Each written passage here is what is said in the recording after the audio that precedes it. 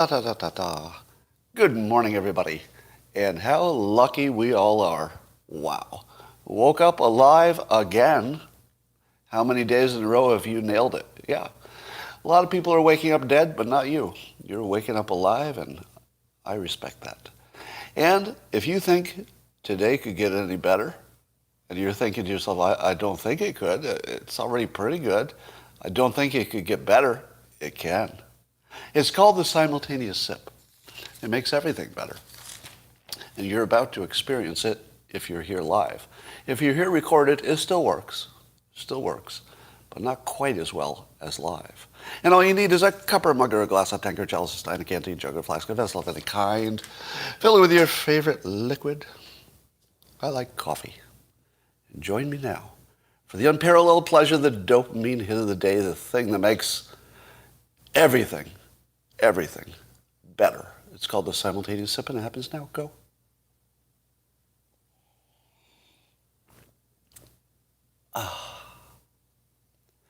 I'm being asked on YouTube if I only have one sip of coffee per day. That's all I need, this one sip, and I'm good for the whole day. No. Coffee is like money. Do you know what I learned about money when I was an economics major? More is better. It's one of the few things you can say about economics that works every time. Money, more is better. All right. Would you like to go deep with me? Would you like to go deep? We're going to do some crazy shit right now. All right, here's where I blow your mind. I tried this out last night with my private locals channel. So they've seen this. I'll give you the quick version so they don't have to watch it again. Elon Musk. What's his big plan? Oh, I think I figured it out. Little pattern recognition, and I put it all together. What are the companies that Elon Musk is investing in or owns? Artificial intelligence. He's into that big. Neuralink, the thing that reads your brain waves. Electric cars, but also electric batteries. Batteries, very important to the story. Humanoid-like robots. Tesla announced that they're going to build a robot that has a humanoid look. See where I'm going yet? Mission to Mars. See where it is yet? He's going to be the first transhuman. Take your new Neuralink technology, upgraded a few versions, and pretty soon he has mapped his own mind. And he can take his mind map and add it with all the interviews he's done in public. And you could create Elon version 2.0 and put him in a Tesla robot. Not done yet. Not done yet. He isn't just going to be the first transhuman. He's going to be the first transhuman augmented by the most advanced artificial intelligence in the world. Do you see it yet? Do you know how hard it will be to go to Mars if you have a human body, if you're an organic entity? Very hard. You might die. How hard would it be to go to Mars if you were a robot? Much easier. Elon Musk is going to be the first transhuman. He's going to make his base on Mars, and he's going to rule the galaxy by using AI to take over everything that he hasn't already taken over. That's right. Elon Musk has an actual functional plan to become the robot lord of the universe, and I don't think anything can stop him. And by the way, I'm completely serious. There's not a bit of sarcasm or humor in this. I mean, it's funny sounding, but look at the assets he's compiled. He literally has found a way to beat death, in a sense, because his robot can just keep continuing, and it can get upgraded because it'll probably have a trust fund to fund it forever. So he can get new parts, get new AI, upgrade, until he's the most powerful entity in the universe and might still control his entire fortune. Because I don't think there's anything that stops a robot from controlling a trust fund, if the trust is set up that way.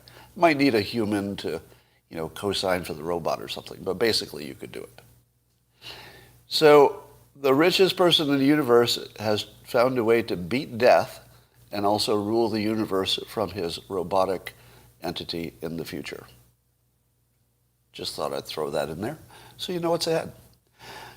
You want another twist? Oh, I'm not done. Here's the final twist.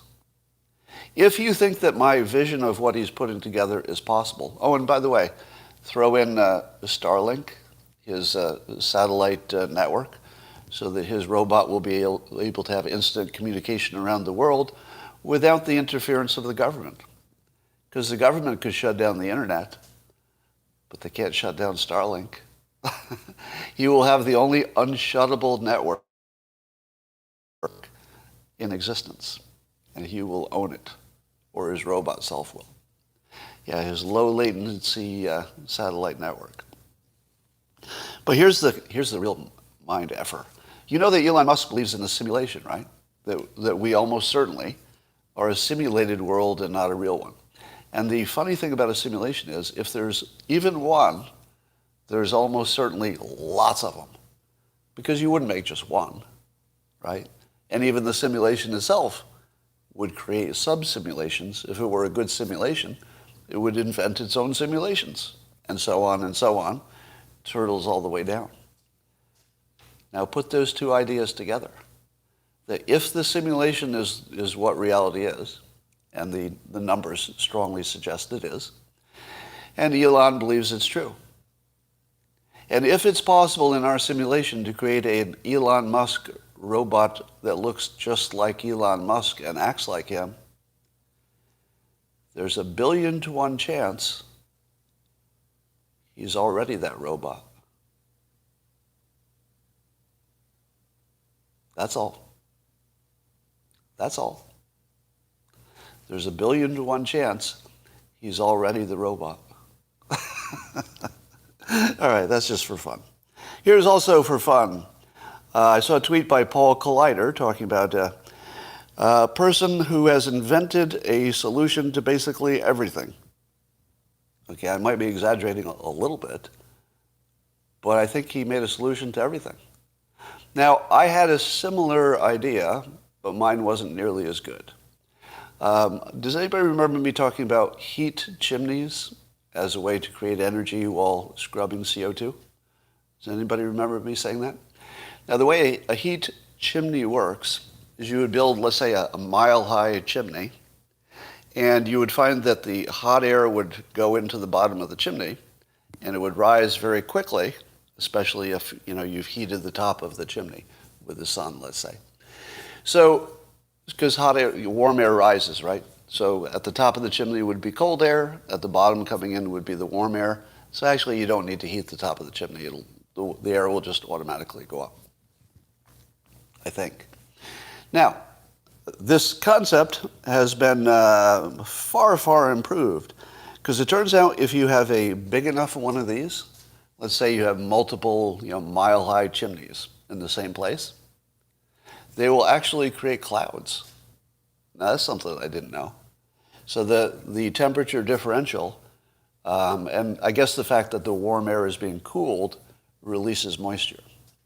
So what you do is you would end up creating a rainy climate very locally, like super locally. You would have the weather you wanted. So you could create water out of nothing, create water out of the air. You could use that to farm in places that you couldn't farm before, let's say a desert. And it would grow a bunch of plants that you couldn't grow before. And those plants would capture CO2. So you can capture CO2 by building these heat chimneys, create water, create electricity, capture CO2, and what else does it do? And it's good for growing plants, of course. I suppose if you had a greenhouse, you'd pump CO2 into it. So it improves power generation, stabilizes planetary temperatures, gives you fresh water anywhere, removes CO2. And Apparently he's going to compete for the Elon Musk X Prize, the $100 million prize to scrub CO2 out of the atmosphere. Now, I imagine that somebody will win that with a different technology. But apparently, from an engineering perspective, there's nothing about this that can't be done.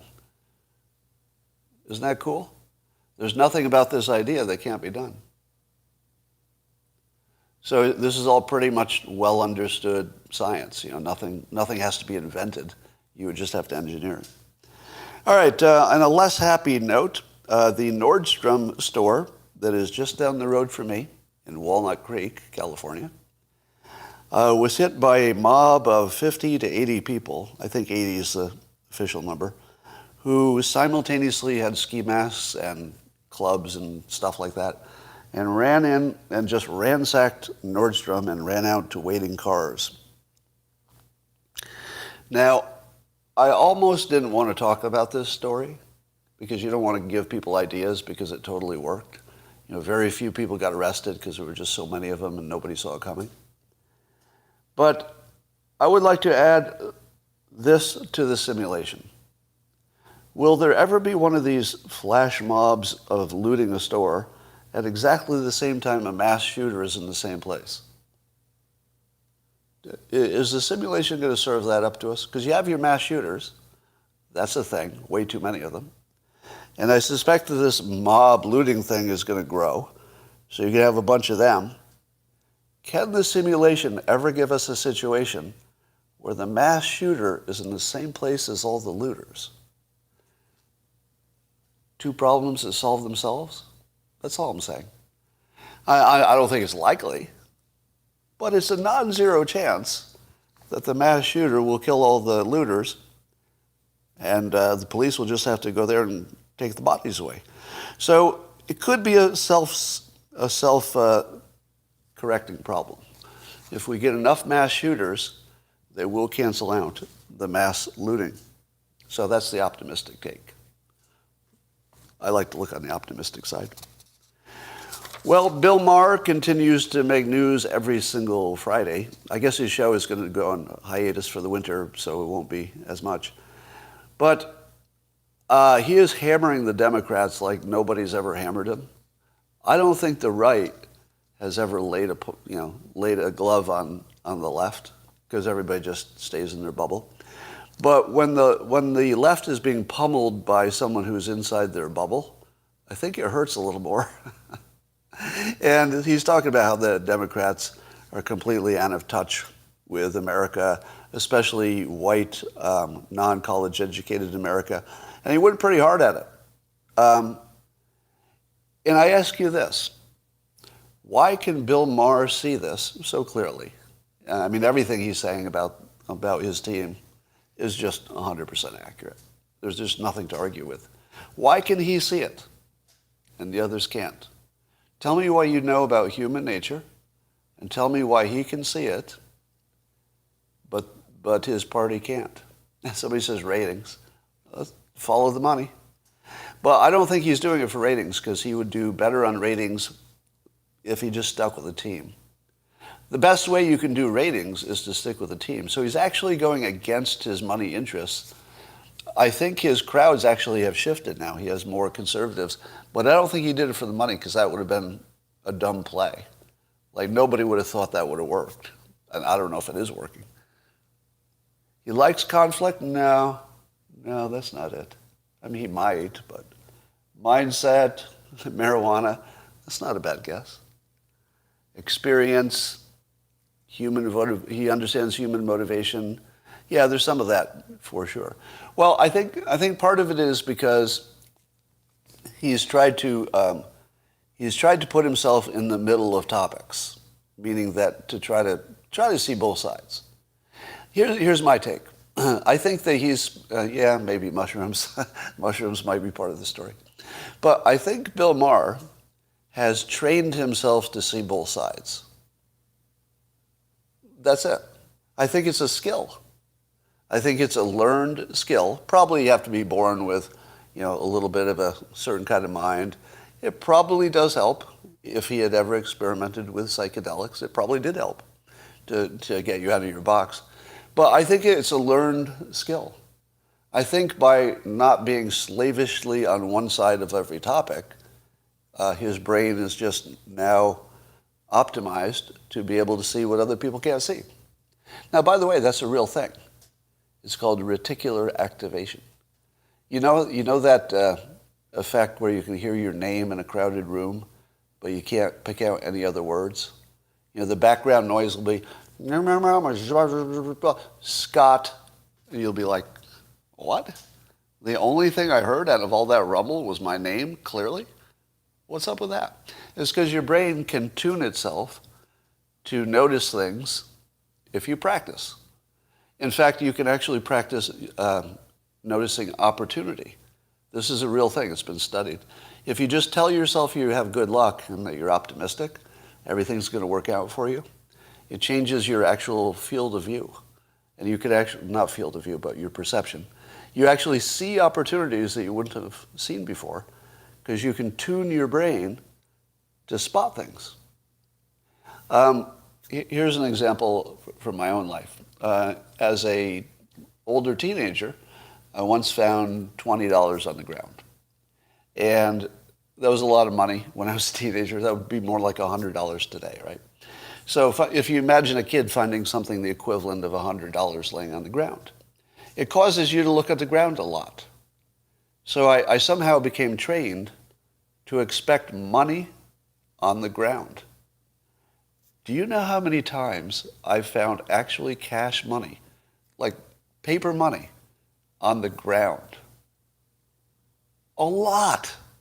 I don't know how many times all of you have found actual money on the ground, but I've probably done it 30 times.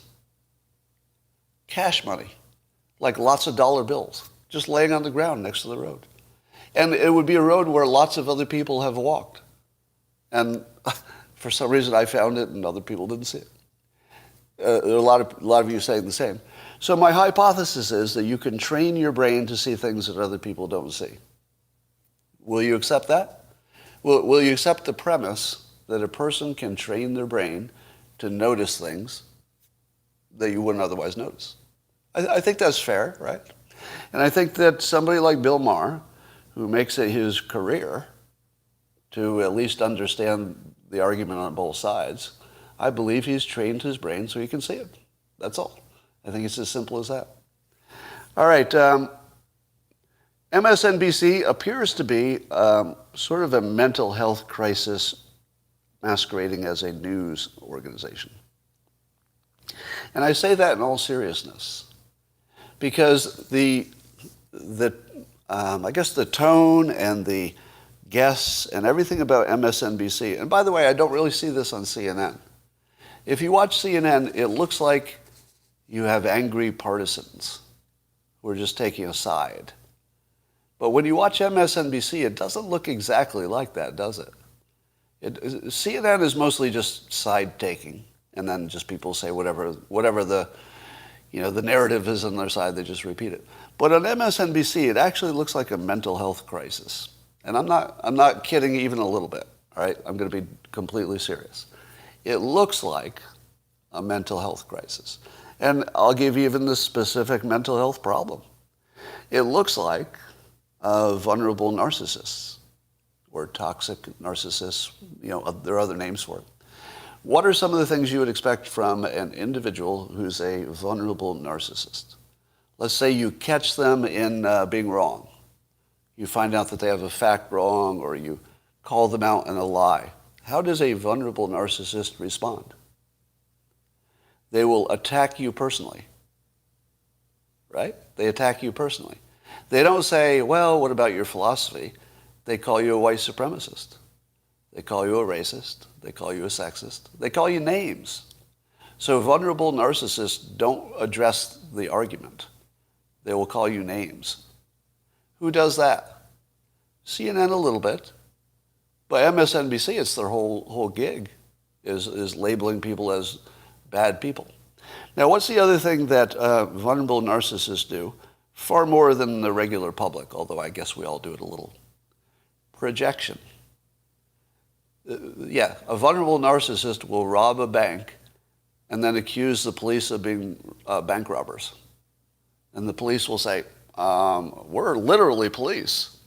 We literally just caught you walking out of the bank with a gun and a bag of money, and we've got 15 witnesses. And we're the police. We're the police arresting you. The vulnerable narcissist will look right at him and say, you robbed this bank. You're the bank robber. And everybody who's watching will say, I don't even know what's going on here. Right? You know somebody like that. You know somebody like that. They lie and call you a liar. They're racist and they call you a racist. Now, MSNBC has gone full overt racist. In fact, one of their guests today, somebody named Cross, called Kyle Rittenhouse a white supremacist, for which there's no evidence whatsoever, and all the evidence which suggests he's not. But on MSNBC, you can actually go full racist, and nobody makes a peep. What? What? How is that okay? How is that suddenly okay? All right, to me, that looks like a mental health problem. But here's the thing that really came out of, I'm going to take this in a little bit slightly different direction. The Rittenhouse case tells us the whole problem, I think. And I'm going to go to my white supremacist board. It used to be called a whiteboard, but I've been watching a lot of MSNBC, and I realized that if you call it a whiteboard, you're just buying into white supremacy. So I'm just going to call it a white supremacist whiteboard, so MSNBC has something to talk about. I could call it a blackboard, because as you know, I identify as black. Let me do that. Since I identify as black, I'll just call it a blackboard, because it's my board. It's not your board, it's my board. It's a blackboard. All right, so we'll go to the blackboard, and I'll tell you what I think is the whole problem. In the Rittenhouse case, the most bizarre thing happened, and I'll bet all of you saw this. How many of you saw somebody on the left say something like this? If Rittenhouse had been black, what would have happened? How many of you saw somebody say something like that? If Rittenhouse had been black, what would happen? And what did your brain do when you heard that? Didn't your brain just explode and say, oh, what? What? What is wrong with you, right? That was your first impression was probably, what the hell is wrong with you? Why on earth would the race of the people involved make any difference? Like, how is this racial? It's a whole bunch of white guys. How in the world did this become a racial question? And by the way, if a black man had done exactly what Kyle Rittenhouse would do, what would the right be asking? When can we vote for him? Am I right? That's what the right would be asking. If exactly the same thing, but Rittenhouse had been black, they would say, when's he going to run for office? I want to vote for that guy. Now, if you're on the left, you don't get that at all, do you? I don't think there's anybody on the left who understands that even a little bit. Why? Why don't they understand that? I will tell you. Watch this. This is going to blow your mind. Now, I'm going to bring together some things I've said before in different ways. But when I bring this together, I think this is going to blow your frickin' mind. Watch this. Now that I've oversold it, totally. Here's what I see from the left and the right. What I see is that the left has one filter. They have one filter on life, which is grievance. Their worldview is that whatever their situation is caused by other people who did better. Sometimes they did better because they're terrible racists and they had slaves, whatever. But sometimes they just did better for a variety of reasons. But the left only has one filter. What happens to you if you only have one filter? Well, things don't go well. Things don't go well at all. Because life is somewhat subjective, meaning there's not the one preferred way to look at everything and you're done. Rather, you need a variety of filters for a variety of situations. I would argue that on the right, they have a variety of filters. There's your Constitution, and depending on the topic you're talking about, they might be talking about the First Amendment, the Second Amendment, might talk about the court systems, but basically they have a systems view. Well, we've got a system that takes care of this stuff. They also have a Bible filter, which is also a system. The Bible's a system. It says if you act in this way every day, or as much as you can, you get a payoff in the end, right? Bible is a system. Constitution is a system. Small government is a system. Small government is a system. Because every day you have to work at keeping it small. You want to raise my taxes? No. You want to create a new department? No. Right? You have to work at it every day to keep it from growing. That's a system. And the system says if you can keep it small by working at it really hard, getting your Republicans in office, et cetera, whatever it takes, then you get better results. Now, we don't know the specific result, but overall, if you use these three systems, you get good results on average. Very imperfect. Very imperfect, right? Systems are imperfect, but the best we have. And then also family is another system. Family isn't a goal, it's a system that for many people works very well, especially if you combine it with the Bible filter. The Bible plus the family, two good systems that work together pretty well. Now, I remind you that I'm not personally a believer, but it's obvious that as a system, religion works very well with family. In fact, I wish I had that ability to believe because I think it's an advantage in life. I just don't have it. Now, I'm going to take it to the next level. So the first level is that on the right, people have several filters to look through, and they can change out their filters as they need to. Oh, this is a Bible filter. This is a family filter. This is a government filter. This is the Constitution. So when the Kyle Rittenhouse case comes out, what do the people on the right do? They change their filter to the one that makes sense.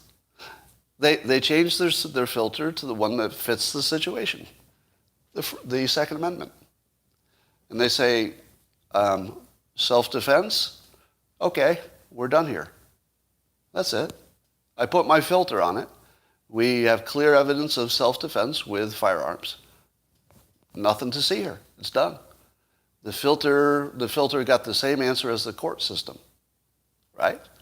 So nobody on the right was confused when the courts agreed with them that their Second Amendment filter on this was accurate. Now imagine how lost you would be if you only had one way to look at the world, a grievance filter. And you have a situation that has no race in it whatsoever. But you only have this. That's all you have. Just one filter. You've heard the old saying, if all you have is a hammer, everything looks like a nail. That's the problem. The problem is that the MSNBCs and the CNNs of the world have hammered this one filter so much that they only have one. They don't have the ability to do what conservatives do naturally, which is to move back and forth to the filter that makes sense. Now, if you think all these filters are really just the same filter, they're not. Let me give you an example. What happens when your government filter conflicts with your family filter? Trouble, right? Big trouble. Big trouble. All right, so these filters don't always work together, but in a situation like the Rittenhouse case, it's a perfect system. Just put it through the filter, boom, you predicted. Now, what do I tell you about your filters? Are some filters true, like they really nail reality, and some less true? Is that what I say about filters? No, filters are not about reality because we don't have brains that can see reality. Never have, never will. I don't have one, you don't have one, Einstein didn't have one. Our brains never evolved for us to clearly see reality, or not even close. So we all have this little movie that's playing in our head. So what do I say about filters? How do you know you have a good one? How do you know you have a good filter? What's the one and only way you know it's good? Exactly. Prediction. If your filter accurately predicts, then keep it. And keep it. If it stops predicting, get rid of it. And that's it. Forget about what is true and what is false, because you can't tell. But you can tell if it predicted. Now, whose filter predicted Kyle Rittenhouse would get off? Constitution filter predicted that. And it predicted it with certainty. Am I right? I mean, you were worried, but it was a pretty clean prediction, I think. And what did the people on the left say? What happened? How could this be? Because their filter doesn't predict. Am I right? So if you joined late, the reason that the left and the right can't see the same things is because the right uses different filters on reality, and they use the ones that predict the best. Let's take this one, small government. Does that predict well? Yeah. It predicts that if you add a new bureaucracy, you'll eventually come to regret it. How often is that filter right? A lot. It's really predictive, right? So the grievance filter, unfortunately, can work sometimes. Oh, let me be completely clear about this. This filter can predict sometimes, but not all the time. And if you don't have the ability to switch to other filters, you'll be blinded by your one filter. All you have is a hammer, everything looks like a nail. And that's really what you're seeing on the left. But the number of people who said, hey, if Rittenhouse had been black, that was like the Rosetta Stone. The Rittenhouse case was like the Rosetta Stone. I love making this reference because only 20% of you even know what it means. But 20% of you just said, yeah, I get that. And the other 80% said, stop using references I don't understand. But I don't even know the Rosetta Stone story, but there was some stone that had some code on it that if you had that one stone with that little written code on it, you could decipher this other language that you couldn't get your hands on otherwise. You couldn't figure out the code until you got this one rock. So the Rosetta Stone is the thing that opened up the code. And I think the Rittenhouse case opened up the code so that you can see this clearly. Because before the Rittenhouse case, it wasn't this clear, right?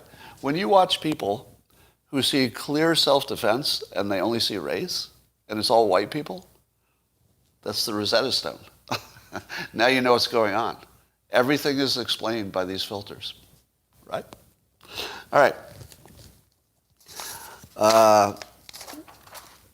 Smirkanish has an interesting theory, which I agree with 100%.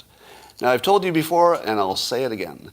While I criticize CNN almost nonstop, they do also employ this fellow named Smirkanish, who is closer to reasonable than just about anybody they've ever had on their network.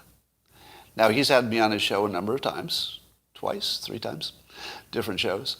And what better, what better evidence do you need that he's willing to hear both sides, right? So Smirkanish is kind of a Bill Maher personality, as far as I can tell from the outside. Can't read anybody's minds. But he looks like somebody who can see the argument on both sides. So give him a follow. If you don't follow him, he's worthy. There are some people on the left that you just have to follow. Van Jones. You should follow Van Jones, even if you don't agree with him. And Smirkanish. Because those are 2 people who can at least see the argument on both sides. And that's worth a lot. So here's his theory about why Biden is so unpopular at the moment, aside from performance itself. Trump is not in the news. So you don't have a contrast. Biden is not being compared to anybody right now. Oh, how do you spell it? How do you spell it? Smirkanish is Smerconish. is his first name Michael? He never uses his first name, it seems like. I don't even know his first name. He seems to use his last name all the time. Anyway, I agree with that. I think Smirconish is absolutely right. That the longer Trump stays out of the news, the more popular he'll get. Oh, it is Michael. It's Michael Smirconish. And I 100% agree with that. Trump could become president again by simply making, let's say, ordinary comments about the news instead of Trump comments. You know, a Trump comment always goes too far, which is sort of his signature. His signature move is to go too far, because that's what makes it exciting. That's what makes you look at it. That's what draws your attention. That's what controls the energy, right? So at least one part of it is that Trump is not there to create the hated alternative to Biden. Now, that's not the only reason, right? Yeah, provocative. When I say goes too far, you could say provocative. That would be another way to say it.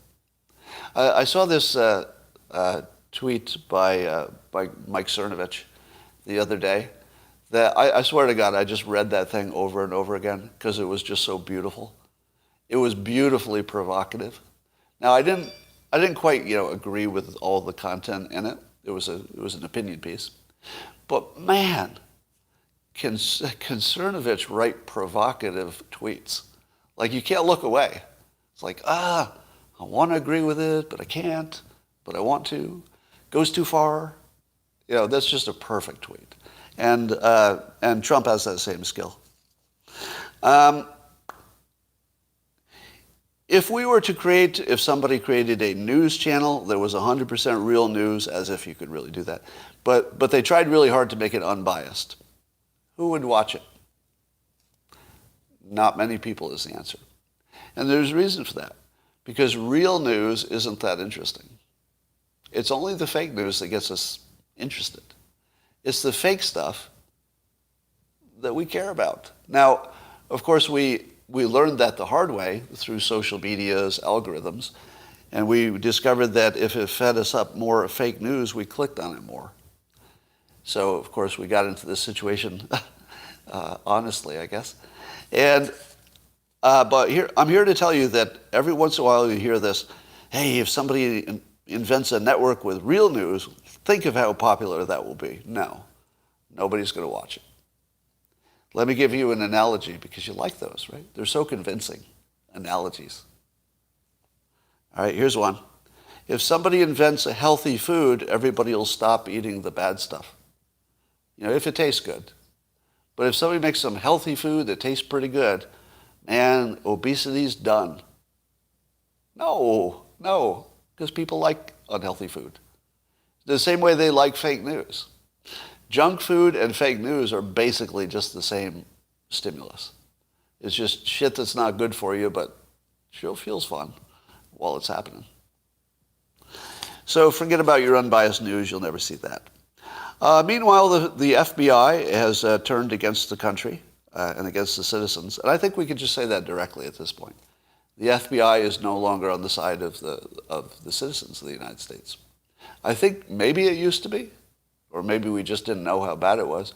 But at this point, I think the news is painting us a pretty clear picture of the FBI being a corrupt organization that probably needs to be, it needs to be dismantled and put back together, I think. There's something wrong with it deeply. Now, at the moment, I guess it did a raid on a school board activist named Sharona Bishop. Imagine an FBI breaking down the door of somebody who's just a citizen, who's just an activist on the school boards. And I guess she's helped flip 9 local school boards. I don't know what flipped means, but does that mean get new people in there or something? Or to get them to, I don't know, whatever she's doing to flip them. But can you imagine any scenario in which it makes sense for the FBI to break down the door of a mom, who is just an activist about what's good for her kids? And by the way, nobody is accusing her of a crime that I know of. Is she even accused of a crime? I didn't see that in the story. There must have been something she was accused of. Was it taxes? What? Oh, supposedly wire fraud. And it was the wire fraud supposedly about taxes too, or not paying them, or whatever. They cuffed her? Are you fucking kidding me? They cuffed her. In front of her kids? Did they fucking cuff a mother in front of her kids for a suspicion of a white-collar crime? I suppose they have to do that, but I sure hope not. God. You know, the FBI does seem purely political at this point. And even if they had a good reason for this, you know, we could learn later they had a good reason. But they earn our trust. So we're still in the fog of war on the story. So if tomorrow it turns out that she was a horrible terrorist or something and the FBI had good information about it, or whatever. So if it turns out tomorrow that the FBI was just right to do this, I can't see how, but you could be surprised. Mother cuffers. Those mother cuffers. Nice. Nicely done. Mother cuffers. Mother cuffers. Now I'm just going to be thinking about that all day because that's too good. All right. Anyway, the FBI, we don't trust them, so if we hear a story that could go either way, and I think this is one of those stories that could probably go either way. You know, you could easily imagine that tomorrow we'll learn something that supports the FBI's action, but maybe not. And I'm saying that if there's a benefit of a doubt, they don't earn it anymore. I think the court system still deserves a benefit of a doubt. You could disagree with that, but I think our court system is good enough. I give them the benefit of a doubt when I'm not sure exactly why they did what they did. Usually. I think they usually get it right. But the FBI has lost the benefit of a doubt. Am I right? Has the FBI forfeited the benefit of a doubt? When I hear a bad story about the FBI, I'm going to automatically assume it's probably true from now on. And I would have maybe automatically assumed it was not true in the past. Yeah. I think they've lost the presumption of innocence. Weirdly. I mean, if individuals, of course, still have the presumption of innocence. But as an organization, they have lost the presumption of innocence. That's pretty fucking bad. All right. I turned on the news and it was just one topic that they can't stop talking about, which is why Joe Biden did not release his cognitive test results. Or did he have one? You know, have you seen any other news today? It's like all over the headlines. Oh, no, it isn't. I'm the only one talking about it. It's not in any headline anywhere. Now, I'm not the guy who usually does well, what if this was Trump? Because that just bores the hell out of me. It's too easy. Whenever you do if this were Trump, I mean, often there's a point to be made in that, but it's so easy and so common that I hate to say it.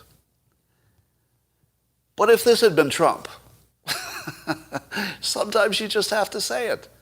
If this had been Trump, it would have been the only headline. Where's his cognitive test? Where's his cognitive test? And of course, Trump passed. I mean, that's what we hear. And Biden is obviously degraded. Obviously, to everybody. There's nobody who doesn't see it, right? And we're not even talking about a cognitive test. We are so brainwashed. You see it really clearly in a case like this. And it's not because Trump would have been treated differently. You could take Trump completely out of the story. Where's his cognitive test? He's obviously cognitively challenged, or at least cognitively at risk, right? And so you don't need Trump in the story to say what the hell's going on. All right. Apparently, Kenosha didn't have anything that looked like a protest. People gathered, but they seemed to have talked it out or something. And I'd said before the verdict that it looked like low energy in Kenosha. And Martin Cohen said in a tweet, and I'm leaning in this direction. It might be an overstatement, but I'm leaning in the following direction to agree with Martin, who says, Martin says that he predicted no protests after the Rittenhouse thing, because the original protests, meaning the protests which Rittenhouse had attended originally, had the goal of defeating the president. And now that Trump is out, no more protests for a while. I hate to say that feels right. Am I right? Because there's nothing that happened that would have changed the protests from then to now. Do you remember the Wall Street protests about, income inequality? And those protests just went away. Did our income inequality get fixed? No. The protests were never real. The protests were never real. They were, Occupy Wall Street, exactly.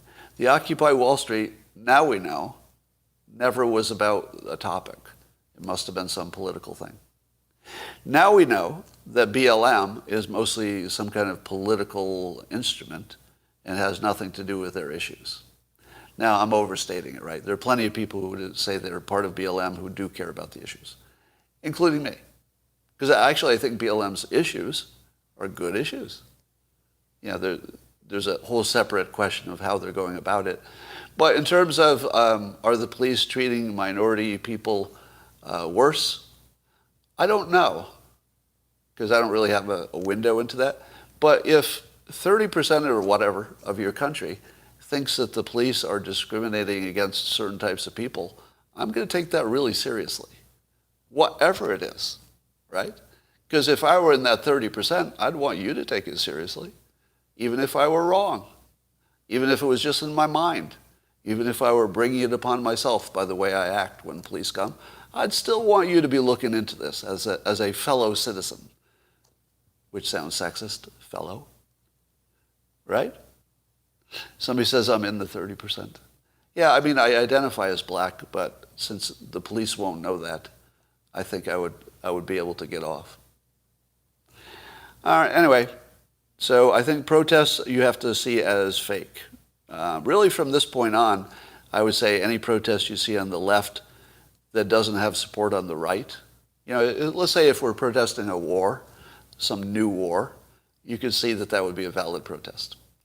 But so far, the ones we've seen most recently are apparently all fake protests. That doesn't mean that the individuals aren't real. Let me be as clear as possible. I think the individuals probably had legitimate, grievances and wanted to protest about it. But the reason that they showed up at all was because somebody was pulling the strings, right? You can have grievances about a lot of stuff and not protest. I got plenty of grievances. I didn't protest at all today. But the thing that activates people to hit the streets is obviously coming from some source. I don't know what source. You think it's George Soros? I don't think so, but can't rule anything out. I saw a graph today Adam Dokmin tweeted around, and it seemed to show that vaccinations help, but not a lot. That's what the data showed. It showed that, it does protect you from hospitalization and stuff, but not a ton. It's like maybe twice as good, where we thought it was 8 times as good or something like that. But it took about a minute and a half for Andres Backhouse to debunk it. Apparently it's been debunked before. So if you see that graph, it's a fake graph. It's taken out of context, blah, blah, blah. Read the footnotes. So if you see any graph on the internet, what is your first reaction to it? If you see data about vaccinations, doesn't matter what the data says, and it's on Twitter, what should be your first response? Seriously unlikely to be true. If I had put a percentage on it, I would say that any data on vaccinations that you see on Twitter, 90 to 95% fake, at least the odds of it. I'm not saying all of it is 95% fake. I'm saying if there's a new graph or finding or data about vaccinations or masks or shutdowns or anything about the pandemic, and it's on social media, 90 to 95% chance it's false. And by the way, same percentage if it comes from the government.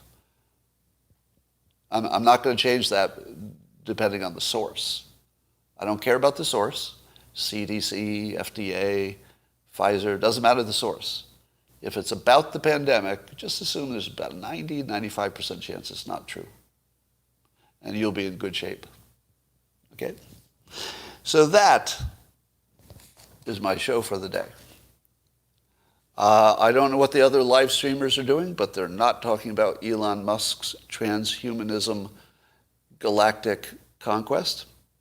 And I don't think anybody's talking to you about why the left doesn't have enough filters to understand reality.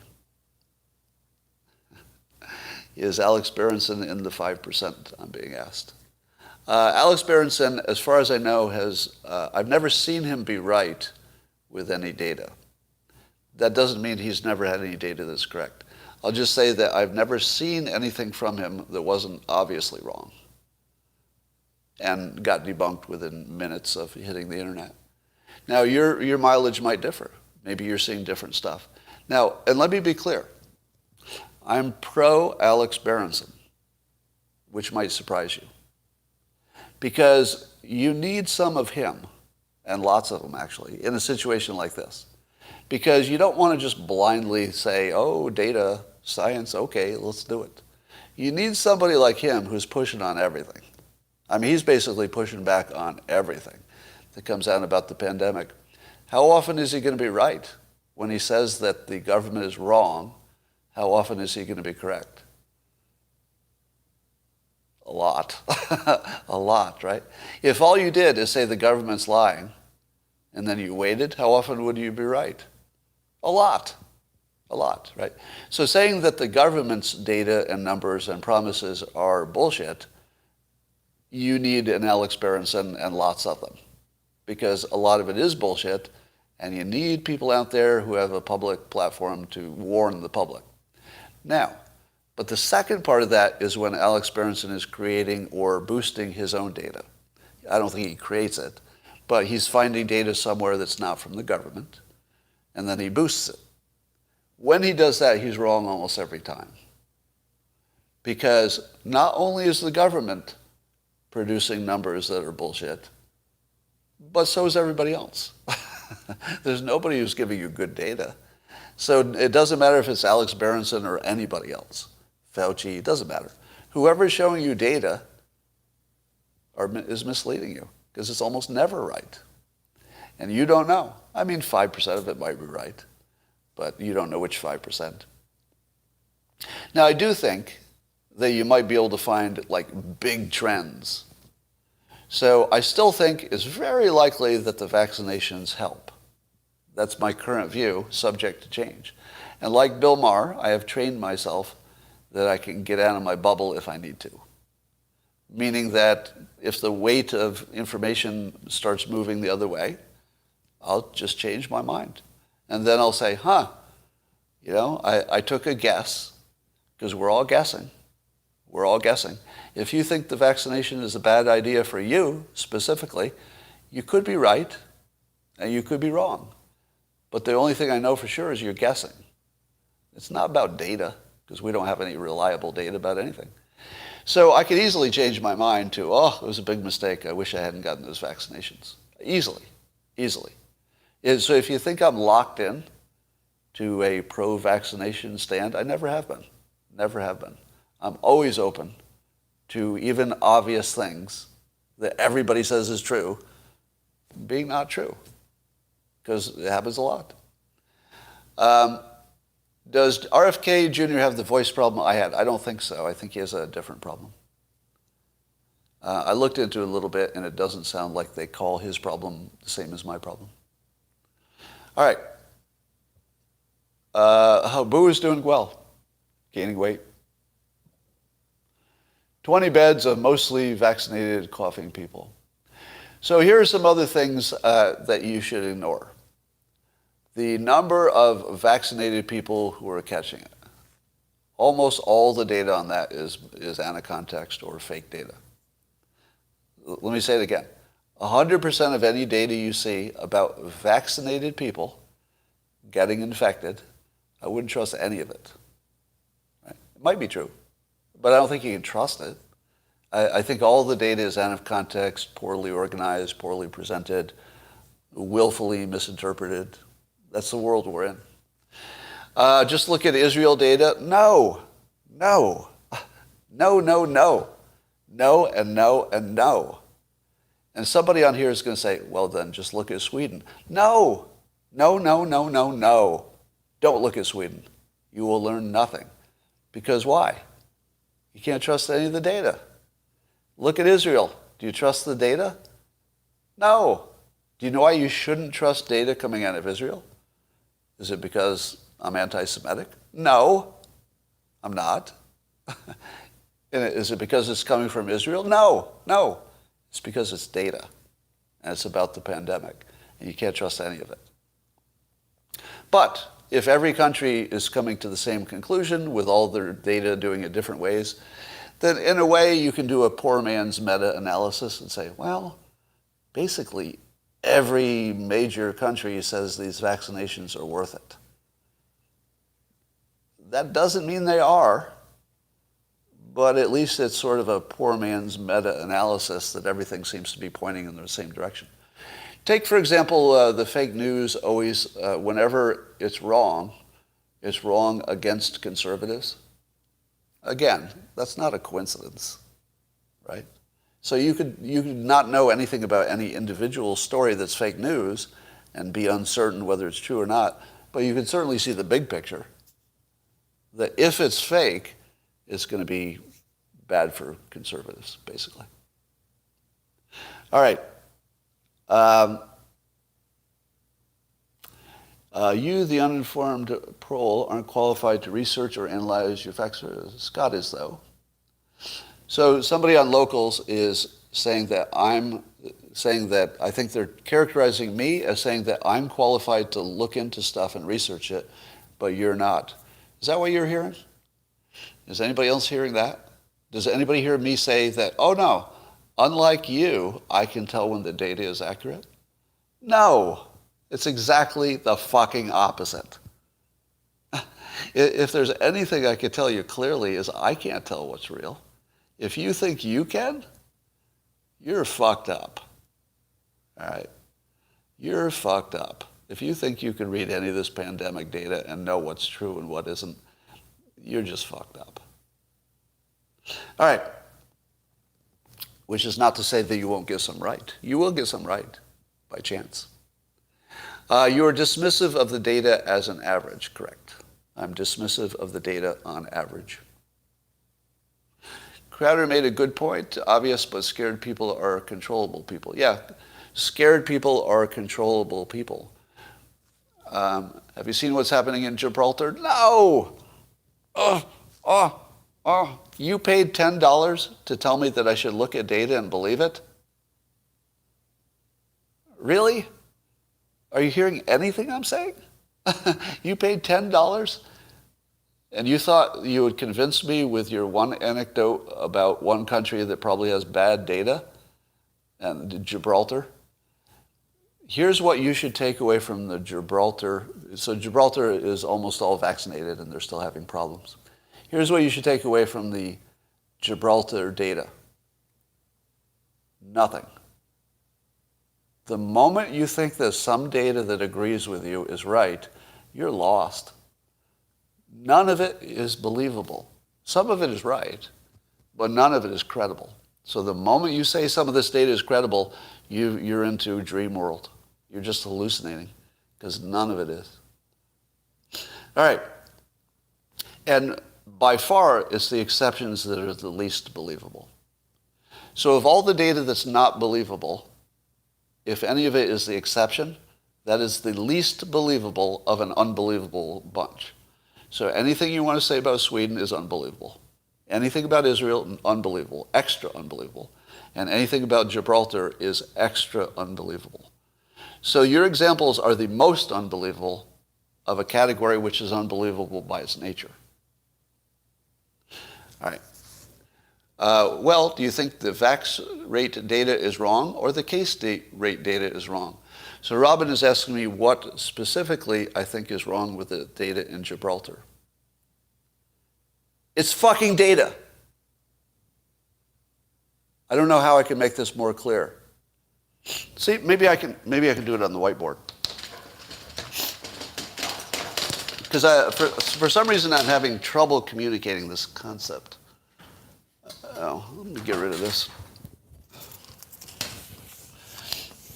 I think this was an idea that I decided not to do. Too controversial. All right. So I'm going to try to clarify this point. Can you all see me? All right. So if it's data,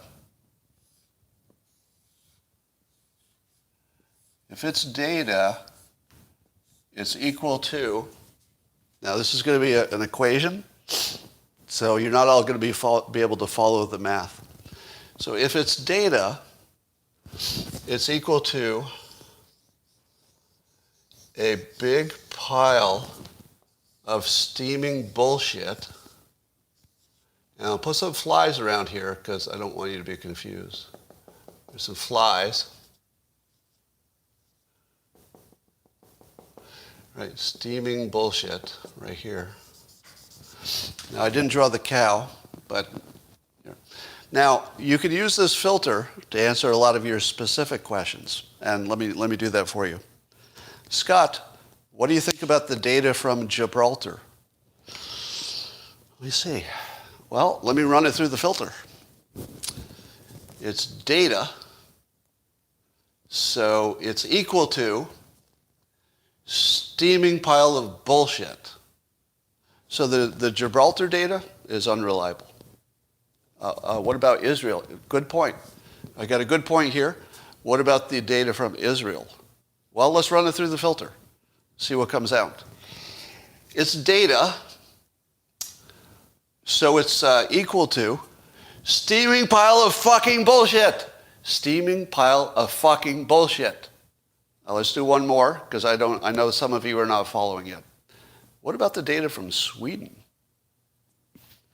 Sweden. Well, it's data. It's equal to fucking bullshit.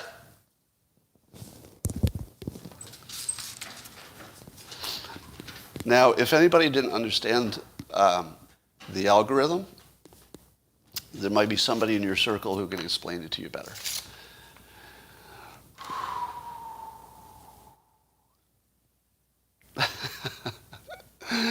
All right, well, maybe I made my point.